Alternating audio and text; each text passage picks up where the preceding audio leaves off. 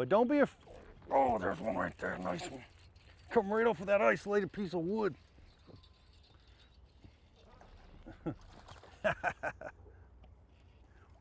Oh, there he is. Little pre-spawn bass. He's a little fat. This is probably a male.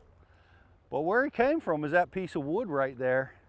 Nice little chunky northern bass.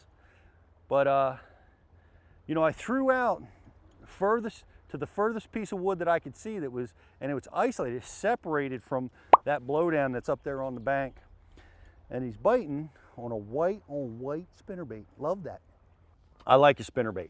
But what I'm going to talk about today, on today's On Water episode, is about something that I do that's a little, that I found to be a little unique, because I hadn't been doing it for years and years. When I started fishing spinnerbaits, I fished this, right? A white shad looking bait, silver blades. Let's take this Terminator out of the pack so you can get a better look at it. I don't know how well you can see it right through the camera there, through the camera lens. But silvery willow blades, Colorado in the front, or maybe a double willow combination, a shad pattern. That's a great little combination. In off-colored water, I'd use, you know, this is a tortoiseshell Colorado blade, something with a bigger thump, but again, gold and silver combinations. So that's what I used almost all the time.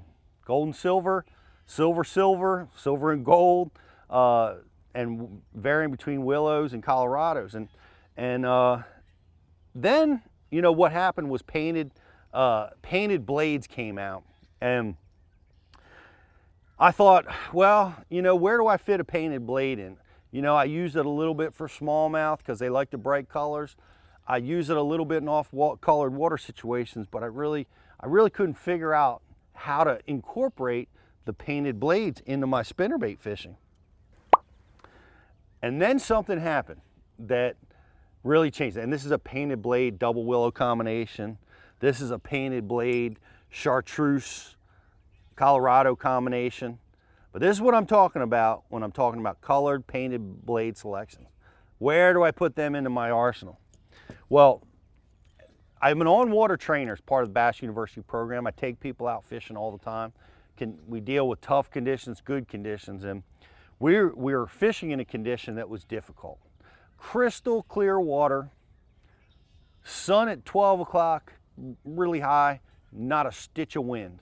And the bass's strike zone was so tight, we couldn't get a bite. We couldn't catch anything to speak of for hours since the sun got real high. And as we were fishing along in this area, one of my customers, one of my students decided, he said, you know what, Pete, the fish like a spinnerbait on this body of water. I said, well, they do when it's spinnerbait conditions. But these aren't spinnerbait conditions. Bluebird skies, crystal clear calm. He decided he was gonna, you know, because I told him they like spinnerbaits, he went into his tackle box and he brought out a spinnerbait that had double white blades. And I thought, well, you know, let's explore and see what happens. I didn't think he would really get much action, honestly. That wasn't the right condition for a spinnerbait, and certainly something like this, which is so obvious, so big and obvious, I thought that would never trigger strikes. And on his first 5 casts, he caught 4 bass, and they were big, really big fish on crystal clear water. The fish were seeing this from 5 miles away, and they were reacting to it. The colored blades were triggering the strike.